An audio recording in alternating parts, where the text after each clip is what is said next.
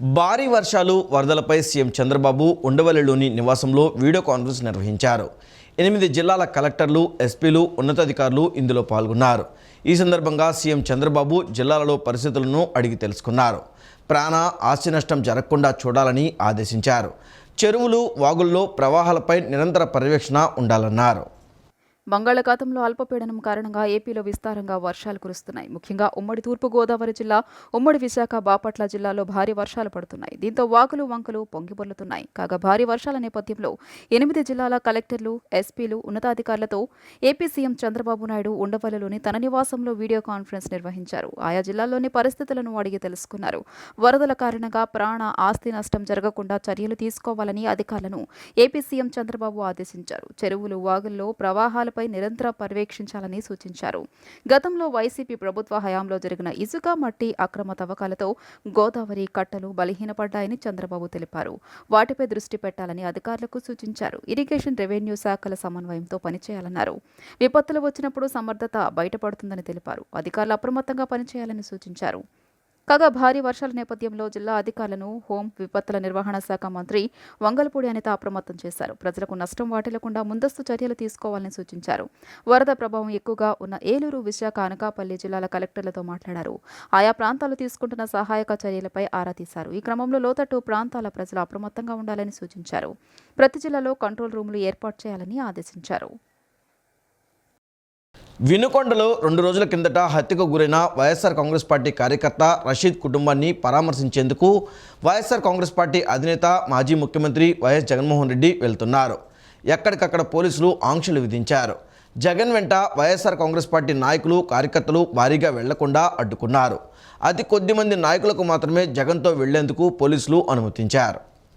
వినుకొండలో 2 రోజుల కిందట హత్యకు గురైన వైఎస్ఆర్ కాంగ్రెస్ పార్టీ కార్యకర్త రషీద్ కుటుంబాన్ని పరామర్శించేందుకు వైఎస్ఆర్ కాంగ్రెస్ పార్టీ అధినేత, మాజీ ముఖ్యమంత్రి వైఎస్ జగన్మోహన్ రెడ్డి వెళ్తున్నారు. జోరు వాన కురుస్తున్నప్పటికీ ఆయన ఈ పర్యటనకు సిద్ధం కావడం గమనార్హం. అయితే వినుకొండ పర్యటనకు వెళ్లిన సీఎం జగన్మోహన్ రెడ్డి భద్రతపై ఆ పార్టీ నాయకులు, కార్యకర్తలు తీవ్ర అభ్యంతరం వ్యక్తం చేస్తున్నారు. ఈ పర్యటనలో జగన్ భద్రతను తగ్గించడంతో పాటు ఆయనకు పాత బుల్లెట్ ప్రూఫ్ వాహనాన్ని ప్రభుత్వం కేటాయించింది. అయితే ఈ వాహనం మార్గ మధ్యలోనే మొరాయించడంతో ప్రైవేటు వాహనంలో వైఎస్ జగన్ వినుకొండ పర్యటనకు వెళ్తున్నారు. ఇదిలా ఉంటే జగన్ పర్యటన నేపథ్యంలో భారీ బందోబస్తు ఏర్పాట్లను పోలీసులు చేశారు. ఎక్కడికక్కడ పోలీసులు ఆంక్షలు విధించారు. జగన్ వెంట వైఎస్ఆర్ కాంగ్రెస్ పార్టీ నాయకులు, కార్యకర్తలు భారీగా వెళ్లకుండా అడ్డుకున్నారు. అతి కొద్ది మంది నాయకులకు మాత్రమే జగన్తో వెళ్లేందుకు పోలీసులు అనుమతించారు. ప్రస్తుతం జగన్మోహన్ రెడ్డి వినుకొండ పర్యటనలో భాగంగా రషీద్ ఇంటికి వెళ్లబోతున్నారు. మరికొద్ది క్షణాల్లో మాజీ సీఎం జగన్మోహన్ రెడ్డి రషీద్ ఇంటికి చేరుకుని వారి కుటుంబ సభ్యులను పరామర్శించనున్నారు. ప్రస్తుతం జగన్మోహన్ రెడ్డి వెంట ఎంపీలు, ఎమ్మెల్యేలు, మాజీ మంత్రులు, మాజీ ఎంపీలు, మాజీ ఎమ్మెల్యేలు ఉన్నారు. వైఎస్ఆర్ కాంగ్రెస్ పార్టీ కార్యకర్త దారుణ హత్యకు గురి కావడాన్ని ఇప్పటికే జగన్మోహన్ రెడ్డి ఖండించారు. నేరుగా వారి కుటుంబ సభ్యులను కలిసి ఓదార్చాలన్న ఉద్దేశంతో జగన్మోహన్ రెడ్డి వినుకొండ పర్యటనకు సిద్ధమయ్యారు. అయితే జగన్మోహన్ రెడ్డి పర్యటన ఆధ్వర్యంలో గొడవలు జరిగే అవకాశం ఉందన్న ఉద్దేశంతో పోలీసులు ఎక్కడికక్కడ ఆంక్షలు విధించారు. ఆయన వెంట కార్యకర్తలు, నాయకులు భారీగా వెళ్లకుండా పోలీసులు ఎక్కడికక్కడే అడ్డుకుంటున్నారు. సీజనల్ వ్యాధులైన మలేరియా, డెంగ్యూ లాంటి జ్వరాల నివారణకై విజయవాడ నగరపాలక సంస్థ ఆధ్వర్యంలో ప్రతి శుక్రవారం ఫ్రైడే డ్రై డే కార్యక్రమాన్ని నిర్వహిస్తున్నట్లు జిల్లా కలెక్టర్ సృజన తెలిపారు. సీజనల్ వ్యాధులు ప్రబలకుండా తగు జాగ్రత్తలు తీసుకోవాలని సూచించారు. ప్రతి ఒక్కరూ సీజనల్ వ్యాధులైన మలేరియా, డెంగ్యూ లాంటి జ్వరాల నివారణ గురించి అవగాహన కలిగి ఉండాలన్నారు.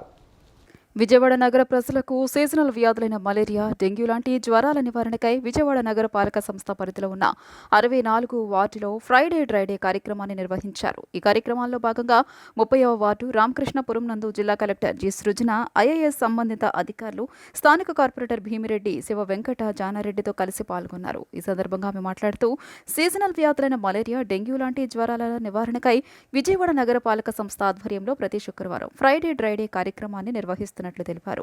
సీజనల్ వ్యాధులు ప్రబలకుండా తగు జాగ్రత్తలు తీసుకోవాలని సూచించారు. ప్రతి ఒక్కరూ సీజనల్ వ్యాధులైన మలేరియా, డెంగ్యూ లాంటి జ్వరాల నివారణ గురించి అవగాహన కలిగి ఉండాలని అన్నారు.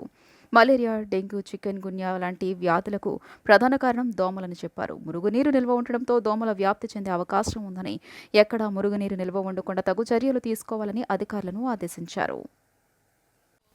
వర్షపు నీరు నిల్వ ఉండే ప్రాంతాలు కొన్ని ఉంటాయండి. కొన్ని టైర్లో, పాత కొబ్బరి బొండాలో, లేదా మనం ఇష్టంగా పెంచుకునే మొక్కలో, లేదా ఇళ్లలో ఉండే ఫ్రిడ్జ్లో ఇలాంటివి చాలా మన ఇళ్లలోనే ఒక బ్రీడింగ్ సోర్స్ ఏర్పడి అక్కడి నుంచే డెంగీ మలేరియా కలిగించే దోమలు ఉత్పన్నమయ్యే అవకాశం ఉంటుంది. కాబట్టి వాటి మీద ఇళ్ళకందరికీ అవగాహన చేస్తూ ప్రజల్ని కూడా భాగస్వామ్యం చేసుకుంటూ ఏ విధంగా డిపార్ట్మెంట్లు వారి బాధ్యత నిర్వహిస్తూ ఈరోజు విఎంసీ వారు చేస్తున్నారు, మా హెల్త్ వాళ్ళు చేస్తున్నారు, ఏ విధంగా డిపార్ట్మెంట్ వాళ్ళ బాధ్యత నిర్వహిస్తూ నివారణ చర్యలు తీసుకుంటున్నారో అదేవిధంగా ప్రజలు కూడా భాగస్వామ్యం అయ్యి ఇంటి పరిసరాల్లో ఉండే బ్రీడింగ్ సోర్సెస్ని రాకుండా ఫ్రైడే డ్రైడే అని ఖచ్చితంగా పాటించే విధంగా, అంటే వారానికి ఒక రోజు మన ఇంటి పరిసరాల్లో ఉండే నీటి నిల్వ అయినవి ఏమన్నా ప్రదేశాలు ఉన్నాయా లేదా చూసుకొని వాటినన్నిటినీ పూర్తిగా తొలగించుకొని మరీ నీళ్లు నింపుకోవాల్సిన అవసరం అయితే తర్వాత నింపుకోవాలి. ఆ విధంగా చేస్తే ఒకవేళ పొరపాటున అక్కడ ఏమన్నా బ్రీడింగ్ సోర్స్ ఉన్నా కానీ అది పోతుంది. ఓ 10 రోజులు కదిలించకుండా ఉంటేనే బ్రీడింగ్ సోర్స్ అనేది వస్తుంది అనే విషయాన్ని అవగాహన కల్పించడం కోసం మేము ఈ రోజు నుంచి కూడా వచ్చే 2-3 మాసాల పాటు ఈ అవగాహన ర్యాలీలు అవి చేయాలని అనుకున్నామండి. విజయవాడ శ్రీ దుర్గా మల్లేశ్వర స్వామివార్ల దేవస్థానంలో శాకంబరి ఉత్సవాలు ప్రారంభమయ్యాయి. 21 టన్నుల కూరగాయలు, ఆకుకూరలు, పండ్లు, నిమ్మ, యాపిల్ కాయలతో అమ్మవారిని అలంకరించారు. దేవస్థానం ప్రాంగణం శ్రీ అమ్మవారి ఉపాలయాల్లోని దేవతామూర్తులకు, ఉత్సవమూర్తులకు కూరగాయలు, పండ్లతో ఆలయ అర్చకులు అలంకరణ చేశారు. నేటి నుంచి 3 రోజుల పాటు ఇంద్రకీలాద్రిపై కూరగాయలు, ఆకుకూరలు, పండ్లు అలంకరణతో దుర్గమ్మ దర్శనమివ్వనున్నారు. ఇంద్రకీలాద్రిపై కొలువైన అమ్మలగన్న అమ్మ విజయవాడ కనకదుర్గమ్మ ఆలయంలో ఘనంగా శాకంబరి ఉత్సవాలు ప్రారంభమయ్యాయి. ప్రతి ఏటా ఆషాఢ మాసంలో 3 రోజుల పాటు నిర్వహించే ఈ ఉత్సవాలు విఘ్నేశ్వర పూజతో ప్రారంభమయ్యాయి. నేటి నుంచి 3 రోజుల పాటు అమ్మవారు శాకంబరి రూపంలో భక్తులకు దర్శనమివ్వనున్నారు. శాకంబరి రూపంలో దర్శనమిస్తున్న దుర్గమ్మని దర్శించుకోవడానికి భారీ సంఖ్యలో భక్తులు ఇంద్రకీలాద్రి కొండ మీదకు చేరుకుంటున్నారు. శాకంబరి రూపంలో ఉన్న అమ్మవారిని దర్శించుకుని తరిస్తున్నారు. ఇంద్రకీలాద్రి ఎక్కడ చూసినా రకరకాల కూరగాయలతో కనిపిస్తూ విభిన్న అందాలతో ఆకట్టుకుంటుంది. అమ్మవారి సహా ఆలయ ప్రాంగణం అలంకారానికి మొత్తం 25 టన్నుల పండ్లు, కూరగాయలను ఉపయోగించారు. ఈ అలంకారం భక్తులను విపరీతంగా ఆకట్టుకుంటుంది. దుర్గాదేవిని దర్శించుకునేందుకు భక్తులు పెద్ద సంఖ్యలో తరలివస్తున్నారు. వారికి అవసరమైన మౌలిక ఏర్పాట్లను ఆలయ అధికారులు అందుబాటులో ఉంచారు. ఆలయంలో భక్తులకు ఇబ్బంది తలెత్తకుండా చేపట్టిన ఏర్పాట్లను ఈవో రామారావు పర్యవేక్షించారు. 3 రోజుల పాటు జరిగే ఈ ఉత్సవాల్లో హోమాలు, ప్రత్యేక అర్చనలు జరుగుతాయి. కూరగాయలతో వండిన కదంబ ప్రసాదాన్ని భక్తులకు పంపిణీ చేస్తారు. జోరు వానలోనూ 19వ రోజు ప్రజా దర్బార్కు విన్నపాలు వెల్లువలా వచ్చాయి. మంత్రి నారా లోకేష్ ఆయా విన్నపాలను శాఖల వారీగా విభజించి సమస్యల పరిష్కారానికి కృషి చేస్తున్నారు. రాష్ట్ర వ్యాప్తంగా గ్రామ పంచాయతీలలో పనిచేస్తున్న 27,000 మంది కాంట్రాక్ట్ కార్మికుల సమస్యలు పరిష్కరించాలని ఏపీ గ్రామ panchayat employees and workers union ప్రతినిధులు మంత్రి నారా లోకేష్ను కలిసి విజ్ఞప్తి చేశారు. సమస్యల పరిష్కార వేదిక ప్రజా దర్బార్కు వస్తున్న విన్నపాలపై వారం వారం సమీక్షించనున్నట్లు విద్యా, ఐటీ, ఎలక్ట్రానిక్స్ శాఖల మంత్రి నారా లోకేష్ తెలియజేశారు. ఉండవల్లి నివాసంలో నిర్వహిస్తున్న ప్రజా దర్బార్ కార్యక్రమానికి మంగళగిరికి రాష్ట్ర వ్యాప్తంగా ప్రజలు పెద్ద ఎత్తున తరలివస్తున్నారు. తాము పడుతున్న కష్టాలు, సమస్యలపై యువ నేతను నేరుగా కలిసి అర్జీలిస్తున్నారు. ఆయా విన్నపాలను శాఖల వారీగా విభజించి సమస్యల పరిష్కారానికి కృషి చేయడం జరుగుతోంది. ప్రజల అర్జీలు ఎంత మేరకు పరిష్కారం అయ్యాయి, వాటి స్టేటస్ను ఎప్పటికప్పుడు తెలియజేయాలని అధికారులు, సిబ్బందికి ఈ సందర్భంగా మంత్రి ఆదేశాలు జారీ చేశారు. ఆయా విన్నపాలపై ప్రతివారం సమీక్షించి పరిష్కారానికి చర్యలు తీసుకోనున్నట్లు యువనేత వెల్లడించారు. జోరువానలోనూ 19వ రోజు నారా లోకేష్ ప్రజా దర్బార్కు వినతులు వెల్లువెత్తాయి. రాష్ట్ర వ్యాప్తంగా గ్రామ పంచాయతీల్లో పనిచేస్తున్న 27,000 మంది కాంట్రాక్టు కార్మికుల సమస్యలు పరిష్కరించాలని ఏపీ గ్రామ panchayat employees and workers union ప్రతినిధులు మంత్రి నారా లోకేష్ను కలిసి విజ్ఞప్తి చేశారు. కార్మికులను టెండర్లలో పని లేకుండా మస్టర్ రోల్ ద్వారా కొనసాగించాలనే హైకోర్టు ఆదేశాలను అమలు చేయాలని కోరారు. కనీస వేతనాలు, ఉద్యోగ భద్రత కల్పించాలని విన్నవించారు. నంద్యాల జిల్లా డోన్ మండలం ధర్మారంలో తాము నిర్మించుకున్న చర్చికి ప్రహారీ గోడ, మరుగుదొడ్ల నిర్మాణానికి ఆర్డర్ కాపీ వచ్చిందని, నిధులు మంజూరయ్యేలా చర్యలు తీసుకోవాలని గ్రామానికి చెందిన చిన్నయద్దయ్య కోరారు. కడప జిల్లా గోపవరం మండలం రాచయ్యపేటకు తాగునీటి సౌకర్యంతో పాటు రోడ్లు నిర్మించాలని గ్రామ ప్రజలు కోరారు. కరోనాతో తమ ఆర్థిక పరిస్థితులు దిగజారాయని ఎన్ఎస్ఎఫ్డిసి, ఎన్ఎస్కేఎఫ్డిసి పథకం ద్వారా తీసుకున్న కార్ల రుణాలను రద్దు చేయాలని ఎన్ఎస్ఎఫ్డిసి లబ్ధిదారులు విజ్ఞప్తి చేశారు. నెల్లూరు జిల్లా కోటలోని NBKR institute of science and technology విద్యాసంస్థలో పనిచేస్తున్న బోధనేతర సిబ్బంది సమస్యలు పరిష్కరించాలని ఉద్యోగులు కోరారు. పశు వైద్య అధికారులకు అనుసంధానకర్తలుగా ఉన్న పశు సఖీలను గత ప్రభుత్వం తొలగించిందని తిరిగి విధుల్లోకి తీసుకోవాలని ఏపీ రాష్ట్ర పశు సఖీలు విజ్ఞప్తి చేశారు. నెల్లూరు మున్సిపల్ కార్పొరేషన్లో వాహన డ్రైవర్గా పనిచేస్తున్న తనకు గత ప్రభుత్వం కక్షపూరితంగా జీతం నిలిపివేయడంతో పాటు ఉద్యోగం నుంచి తొలగించిందని తగిన న్యాయం చేయాలని జి రమేష్ కోరారు. ఆయా సమస్యల పరిష్కారానికి కృషి చేస్తానని లోకేష్ భరోసా ఇచ్చారు. వైసీపీ నేతలపై టీడీపీ నేత బుద్ధ వెంకన్న తీవ్రస్థాయిలో విమర్శలు చేశారు. గతంలో చంద్రబాబు పొంగనూరు వస్తే ఆయనపై దాడులు చేయించారని, దాడులను దమ్ముగా ధైర్యంగా ఎదుర్కొన్న వ్యక్తి చంద్రబాబు అని పేర్కొన్నారు. ప్రజల కోసం పనిచేసే మా నాయకుడికి భయం లేదని, దోచుకున్న మీకు భయం కాబట్టే పారిపోతున్నారని ఎద్దేవా చేశారు. పెద్దిరెడ్డి వేల కోట్లు అక్రమంగా దోచేశాడని బుద్ధ వెంకన్న తీవ్రస్థాయిలో విమర్శలు చేశారు. సీఎం చంద్రబాబు పొంగనూరు వస్తే ఆయనపై దాడులు చేయించారని, దమ్ము ధైర్యంతో ఎదుర్కొన్న వ్యక్తి అని టీడీపీ నేత బుద్ధ వెంకన్న పేర్కొన్నారు. ప్రజల కోసం పనిచేసే మా నాయకుడికి భయం లేదన్నారు. దోచుకున్న మీకు భయం కాబట్టే పారిపోతున్నారన్నారు. నిన్న మిమ్మలను అడగడానికి వస్తే మిథున్ రెడ్డి రాళ్లదాడి చేయించాడన్నారు. మీకు డబ్బు మీద అంత వ్యామోహం ఎందుకని మాజీ సీఎం జగన్ను బుద్ధ వెంకన్న ప్రశ్నించారు. పెద్దిరెడ్డి కుటుంబానికి దోచుకోమని మైనింగ్ అప్పగించాడన్నారు. దొంగ చేతికి తాళమిచ్చారు కాబట్టే ప్రజల సంపద దోచేశారన్నారు. పెద్దిరెడ్డి వేల కోట్లు అక్రమంగా కూల్చేశాడని బుద్ధ వెంకన్న పేర్కొన్నారు. నిన్న మిథున్ రెడ్డి చేసిన నిర్వాకం ప్రజలు చూశారని, వైసీపీ కార్యకర్తలే ఆయనకు అండగా నిలవలేదన్నారు.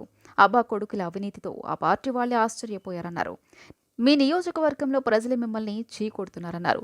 1000 తరాలు తిన్న తరగని సంపదను పెద్దిరెడ్డి దోచుకున్నారని బుద్ధ వెంకన్న అన్నారు. నిన్న పొంగనూరు ప్రజలు మిథున్ రెడ్డిని చీకొట్టారన్నారు. మైనింగ్ గనులను ప్రజలకు అప్పగించాలన్నారు. చంద్రబాబు దాడి చేయించాలని చెప్పడం సిగ్గుచేటని బుద్ధ వెంకన్న అన్నారు.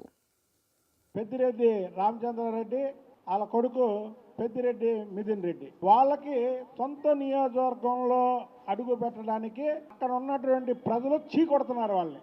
ఎందుకయ్యా అంటే వాళ్ళు చేసినటువంటి దౌర్జన్యాలు, వాళ్ళు చేసినటువంటి భూదోపిడీలు, వాళ్ళు చేసినటువంటి అరాచకాలకి ఇవాళ అక్కడ ఉన్నటువంటి ప్రజలు వాళ్ళని చీకొడుతుంటే దాని మీద తెలుగుదేశం పార్టీ మీద నెపం వేస్తున్నారు. వీళ్ళు సొంత ఊళ్ళోనే ఏడవలేనటువంటి పెద్దిరెడ్డి మిథున్ రెడ్డి వీళ్ళు చంద్రబాబు నాయుడు గారిని కుప్పంలో ఓడిస్తానని పెద్దిరెడ్డి రామచంద్రారెడ్డి ఈ మిథున్ రెడ్డి బాబు ఏమో అక్కడ కూర్చున్నాడు. పిఠాపురంలో పవన్ కళ్యాణ్ గారిని ఓడిస్తానని ఈ మిథున్ రెడ్డి పిఠాపురంలో కూర్చున్నాడు. పెద్దిరెడ్డి మిథున్ రెడ్డి మీకు ఒకటే చెప్తున్నా, చంద్రబాబు గారు రాష్ట్రం మొత్తం ఎన్నికలు ఒకలాగే చూశాడు. ఆయన కళ్ళుగానే పులివెందల మీద పొంగునూరు మీద పడితే 9 సీట్లు వచ్చాయి మీకు, అంటే ఈ 2 సీట్లు కూడా లేచిపోయాయి. చంద్రబాబు గారి శక్తి అలాంటిది. మీరు చంద్రబాబు నాయుడు గారు పొంగనూరులో మీ నియోజకవర్గంలో అంగళ్ళపల్లిలో ఆయన వచ్చిన రోజు రౌడీ మోకలతో మీరు ఎలా దాడి చేపించారు, కిరాయి గుండాలతో ఎలా రాలిసిరిచ్చారు, దమ్ముగా ధైర్యంగా మీరు వయసు గురించి మాట్లాడతారు కదా, దమ్ముగా ధైర్యంగా దాన్ని ఎదుర్కొన్న వ్యక్తి చంద్రబాబు నాయుడు గారు. ఎదుర్కోవడమే కాదు, మీ ప్రతిపక్షంలో ఉన్న అధికారంలో ఉన్న ఒకటే, మేము ప్రజల కోసం పోరాడతాం కాబట్టి మాకు దమ్ము ఉంది. నీలాగెళ్ళి ఇంట్లో దక్కోలా, మీరు దొంగతనాలు చేశారు, దోపిడీలు చేశారు, ప్రజల ఆస్తులుగా చేశారు కాబట్టి మీకు భయం ఉంటుంది. గంజాయి ఇతర మాదక ద్రవ్యాల నియంత్రణకు కట్టుదిట్టమైన చర్యలు తీసుకోవాలని ప్రభుత్వ ప్రధాన కార్యదర్శి నీరబ్ కుమార్ ప్రసాద్ అధికారులను ఆదేశించారు. ఆంధ్ర, ఒరిస్సా సరిహద్దుల్లో గంజాయి సాగు చేయకుండా గట్టి నిఘా ఏర్పాటు చేయాలన్నారు. పాఠశాలలు, కళాశాలల ప్రాంగణాల్లో ప్రత్యేక నిఘా, విద్యార్థుల ప్రవర్తనలో మార్పుకు కృషి చేయాలని, డీ అడిక్షన్ కేంద్రాల ఏర్పాటుపై కూడా ప్రత్యేక దృష్టి సారించాలని ఆయన సూచించారు. రాష్ట్రంలో గంజాయి, ఇతర మాదక ద్రవ్యాల వినియోగం నియంత్రణకు కట్టుదిట్టమైన చర్యలు తీసుకుంటున్నట్లు ప్రభుత్వ ప్రధాన కార్యదర్శి నీరబ్ కుమార్ ప్రసాద్ పేర్కొన్నారు. కేంద్ర హోంశాఖ మంత్రి అమిత్ షా అధ్యక్షతన ఢిల్లీలో నార్కో కోఆర్డినేషన్ సెంటర్ 7వ అపెక్స్ లెవెల్ సమావేశం జరిగింది. అన్ని రాష్ట్రాల సీఎస్లు, డీజీపీలు, ఇతర అధికారులు వర్చువల్గా ఈ సమావేశంలో పాల్గొన్నారు. ఈ సందర్భంగా సీఎస్ నీరబ్ కుమార్ ప్రసాద్ మాట్లాడుతూ, ఆంధ్రప్రదేశ్ రాష్ట్రంలో ఆపరేషన్ పరివర్తన పేరిట గంజాయి, ఇతర మాదక ద్రవ్యాల వినియోగం నియంత్రణకు కట్టుదిట్టమైన చర్యలు చేపట్టామని చెప్పారు. ముఖ్యంగా ఆంధ్ర, ఒడిశా సరిహద్దుల్లో గిరిజనులు గంజాయి సాగు చేయకుండా కట్టుదిట్టమైన చర్యలు తీసుకుంటున్నట్లు తెలిపారు. నియంత్రణకు సంబంధించి ప్రత్యేక టాస్క్ ఫోర్స్ను ఏర్పాటు చేయడంతో పాటు పెద్ద ఎత్తున చెక్ పోస్టులను ఏర్పాటు చేయడం జరిగిందని కేంద్ర హోంమంత్రికి వివరించారు. గంజాయి, ఇతర మత్తు పదార్థాల సేవనం నిషేధానికి సంబంధించి వివిధ పాఠశాలలు కళాశాలల ప్రాంగణాలపై ప్రత్యేక నిఘాను ఏర్పాటు చేయడంతో పాటు విద్యార్థుల్లో ప్రవర్తనలో మార్పులు తీసుకొచ్చేందుకు తగిన చర్యలు తీసుకుంటున్నట్టు పేర్కొన్నారు. అదేవిధంగా గంజాయి ఇతర మాదక ద్రవ్యాలను సరఫరా చేసేవారిపై గట్టి నిఘా ఉంచడం జరిగిందని, ఇందుకై ప్రత్యేక టాస్క్ ఫోర్స్ను ఏర్పాటు చేశామని సీఎస్ నీరబ్ కుమార్ ప్రసాద్ వివరించారు. గిరిజన మారుమూల ప్రాంతాల్లో ఆర్ఓఎఫ్ఆర్ పట్టా భూముల్లో గిరిజనులు గంజాయి సాగు చేయకుండా ప్రత్యామ్నాయ జీవనోపాధి కల్పించే పంటలు పండించే విధంగా చైతన్యం తీసుకురావడంతో పాటు కాఫీ, రాగి, నిమ్మ, నారింజ వంటి విత్తనాలను పంపిణీ చేయడం జరుగుతోందని ప్రభుత్వ ప్రధాన కార్యదర్శి నీరబ్ కుమార్ ప్రసాద్ వివరించారు. గంజాయి ఇతర మత్తు మందుల నియంత్రణను ఎప్పటికప్పుడు పర్యవేక్షించేందుకు వీలుగా రాష్ట్ర స్థాయిలో ప్రభుత్వ ప్రధాన కార్యదర్శి, జిల్లా స్థాయిలో జిల్లా కలెక్టర్ల అధ్యక్షతన రాష్ట్ర, జిల్లా స్థాయి నార్కోటిక్ కమిటీలను ఏర్పాటు చేయడం జరిగిందని తెలిపారు.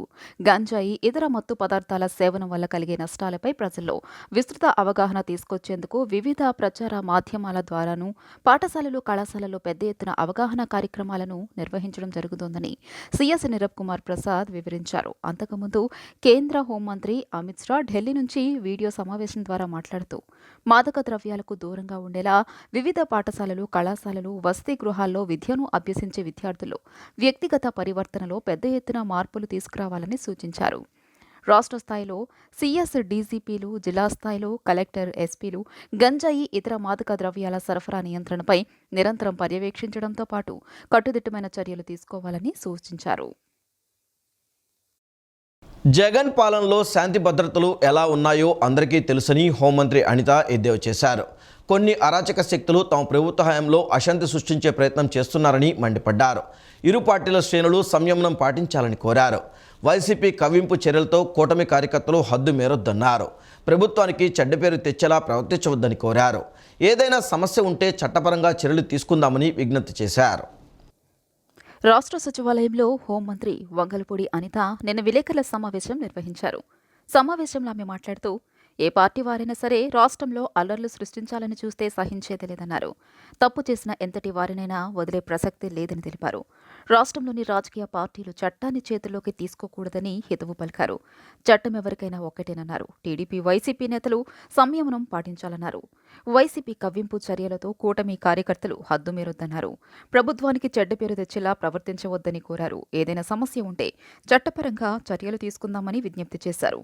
జగన్ రాష్ట్రపతికి, హోంమంత్రికి రాసే లేఖలో తన బాబాయ్ హత్య కేసు, డ్రైవర్ సుబ్రహ్మణ్యంను చంపి డోర్ డెలివరీ చేసిన కేసులు సహా వివిధ ఘటనలను కూడా ప్రస్తావించాలని కోరారు. గత ప్రభుత్వ హయాంలో పోలీసు వ్యవస్థ నిర్వీర్యం అయ్యిందని మండిపడ్డారు. ఇప్పుడిప్పుడే పరిస్థితి మారుతోందన్నారు.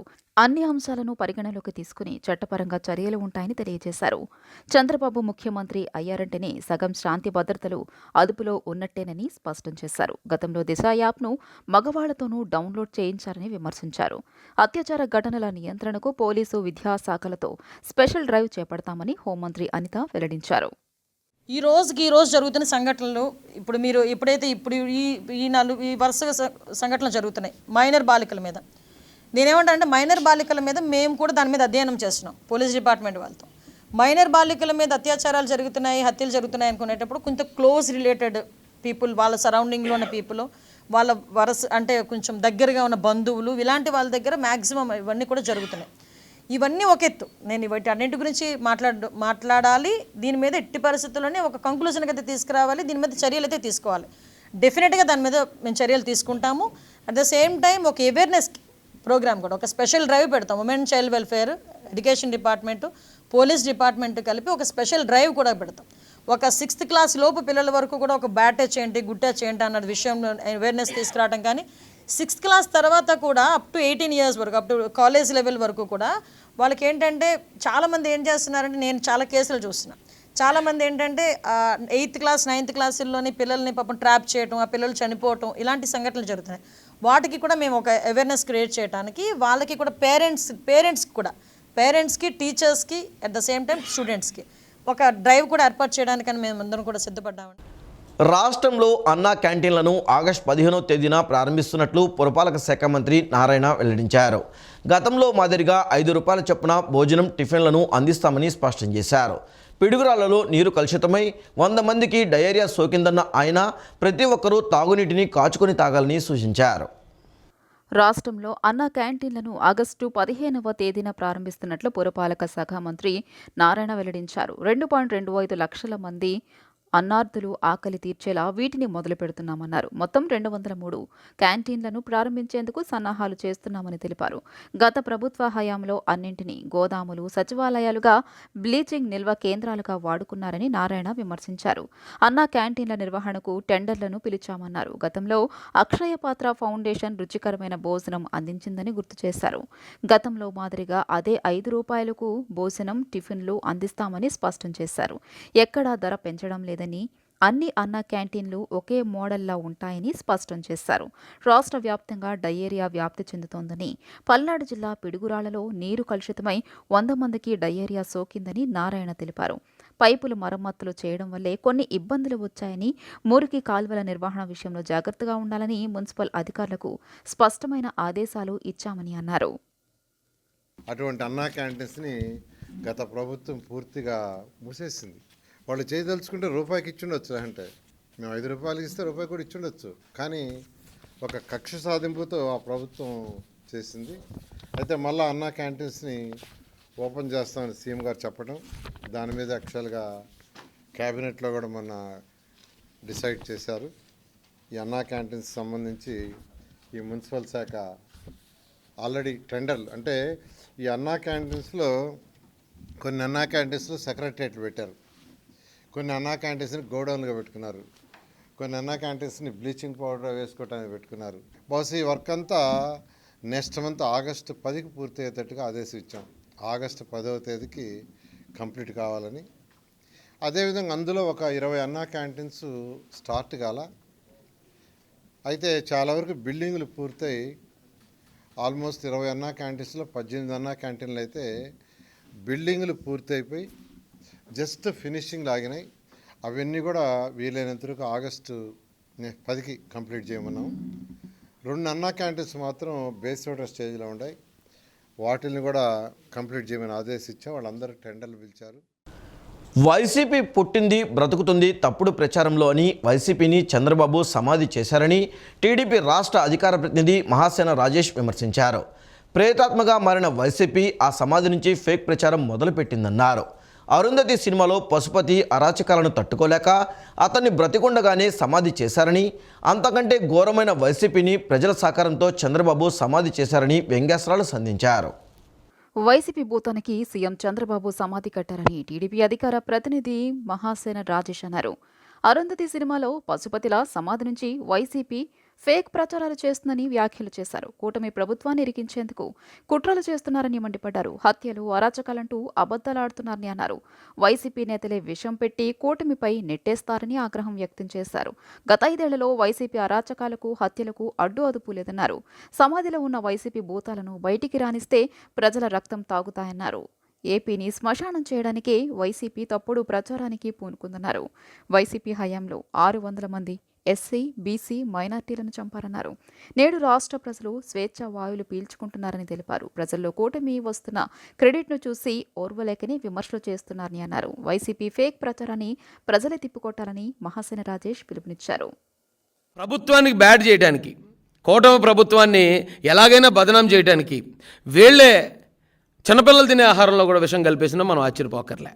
ఎందుకంటే వీళ్ళ దగ్గరున్న ప్రచారమే తప్పుడు ప్రచారం. ఆ ఫేక్ ప్రచారంతోనే వీళ్ళు ఒక్కసారి నెగ్గారు, రెండోసారికి వీళ్ళ సమాధి అయిపోయారు. ఇంకా మీకు ఉదాహరణ చెప్పాలంటే ఈరోజు ఈ వైసీపీలో ఉన్న వైసీపీ గవర్నమెంట్లో ఒక డీజీ స్థాయి ఉద్యోగి మీద, పోలీస్ అధికారి మీద అటెంప్ట్ టు మర్డర్ కేసు పడింది 307. ఒక ఎస్పీ స్థాయి అధికారి, డీజీ స్థాయి అధికారి అంటే పివి సునీల్ కుమార్, ఎస్పీ స్థాయి అధికారి సీతారామాంజనేయులు గారు 307, జగన్మోహన్ రెడ్డి గారి మీద 307.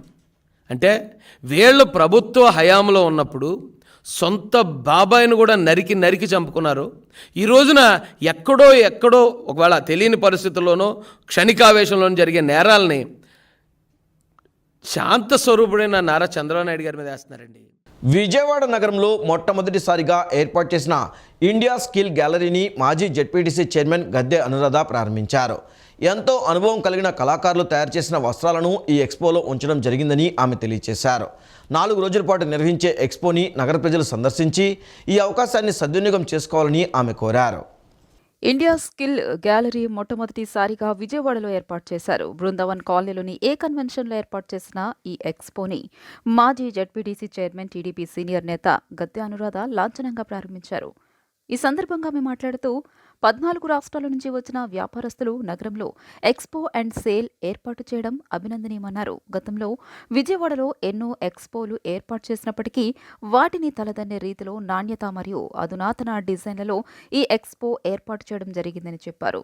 సైంటిఫిక్ని జతచేసి హ్యాండ్లూమ్ డిజైన్లలో మగువలు మెచ్చే విధంగా ఎక్స్పోలో వస్త్రాలు ఉన్నాయన్నారు. ప్రతి ఒక్కరిని ఎంతగానో ఆకర్షించే విధంగా కళాకారులు వస్త్రాలు తయారు చేశారని చెప్పారు. హ్యాండ్లూమ్ మార్క్ అనేది ఇక్కడ స్పష్టంగా కనిపిస్తుందని అన్నారు. కంచి, ధర్మవరం, పోచంపల్లి, బెనారస్తో పాటు విభిన్న రకాల పట్టుచీరలు ఇక్కడ లభిస్తున్నాయని తెలియజేశారు. చేనేత కళాకారులకు ప్రభుత్వం అండగా నిలుస్తోందని ఆమె పేర్కొన్నారు. కళాకారులను ప్రోత్సహించాల్సిన బాధ్యత ప్రతి ఒక్కరిపై ఉందని ఆమె సూచించారు. మనం ఇలా ఒక్కొక్క రాష్ట్రం 14 రాష్ట్రాల నుంచి వచ్చి ఇక్కడ పెట్టారు. 14 రకాల సాంప్రదాయాలు కలగలిపిన ఒక స్టాల్ ఇది. మరి అయితే మనం ఏదైనా కొనాలి అని అంటే ఎంత వాస్ట్గా మనం చూసుకునే అవకాశం ఉంది. మన 14 రాష్ట్రాలంటే చాలా వ్యయ ప్రయాసలకు వచ్చి మనం తిరగాలి. అటువంటిది ఇక్కడ ఒకే చోట ఇన్ని మరి డిజైన్స్ కానివ్వండి, ఇంత ప్యూర్ క్వాలిటీ కానివ్వండి, మనం ఇది ఒక్కసారి చూస్తే అసలు ప్యూర్ ఎలా ఉంటుంది, అదేవిధంగా ఏదైనా ఇంప్యూరిటీ కలిస్తే ఎలా ఉంటుంది అనేది కూడా మనం జడ్జ్ చేసుకునే అవకాశం కూడా ఉంటుంది. కాబట్టి దీన్ని ఒక ఎగ్జిబిషన్గా, అదేవిధంగా ఒక చక్కటి పర్చేజ్ పాయింట్గా కూడా మనం వాడుకోవచ్చు అని చెప్పి ఈ సందర్భంగా తెలియజేస్తూ, ఇంకా 4 రోజుల పాటు ఉంది, 22 వరకు.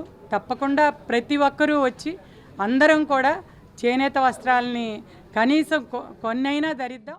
అనంతరం సెంట్రల్ స్కిల్ బోర్డు మాజీ డిప్యూటీ డైరెక్టర్ శ్రీనివాస్ మాట్లాడుతూ కస్టమర్లకు మంచి స్కిల్ అండ్ హ్యాండ్లూమ్ మార్క్ వస్త్రాలను అందించాలనే లక్ష్యంతో ఇక్కడ ఎక్స్పో ఏర్పాటు చేసినట్టు తెలిపారు. ఆషాఢ మాసం రానున్న శ్రావణ మాసం దృష్టిలో ఉంచుకొని 4 రోజుల పాటు ఈ ఎగ్జిబిషన్ని నిర్వహిస్తున్నట్టు చెప్పారు.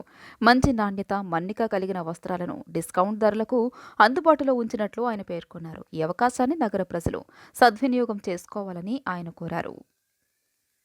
ఒక మంచి ప్లాట్ఫాము మన వ్యూవర్స్కి, కమ్యూనిటీకి ఇచ్చే ఒక మంచి సిల్క్ మార్కు, హ్యాండ్లూమ్ మార్కు కలిగి ఉన్న వస్త్రాలని, మెయిన్లీ హ్యాండ్లూమ్స్ని ప్రమోట్ చేస్తూ అన్ని ప్రదేశాలకు వెళ్ళి, విజయవాడ ఫస్ట్ టైం మన ఆషాఢ మాసం, శ్రావణ మాసం వస్తుందండి. ఇక్కడ విజయవాడలో పెట్టాను. అద్భుతంగా మంచి రెస్పాన్స్ ఇచ్చారు. ఇక్కడ అందరూ వచ్చి ఒక్కటే ప్రార్థిస్తున్నానండి, ఈ అవకాశాన్ని సద్వినియోగం చేసుకోండి. ఇది 22 వరకు ఉంటుందండి. ఇంకా 4 డేస్ ఉన్నది. ఇక్కడ ఇన్ని వెరైటీస్ ఇంకెక్కడ దొరకండి. వ్యూవర్స్ డైరెక్ట్గా వస్తున్నారు కాబట్టి మీకు ప్రైస్ కూడా డైరెక్ట్గా ఉంటుంది. గవర్నమెంట్ డిస్కౌంట్స్ కూడా ఇస్తున్నారు కాబట్టి ఆ డిస్కౌంట్స్ కూడా అవైల్ చేసుకోండి అని ప్రార్థిస్తూ మీ తరపు నుంచి అందరికీ ధన్యవాదాలు. ఈ వార్తలు ఇంతటితో సమాప్తం. నమస్కారం.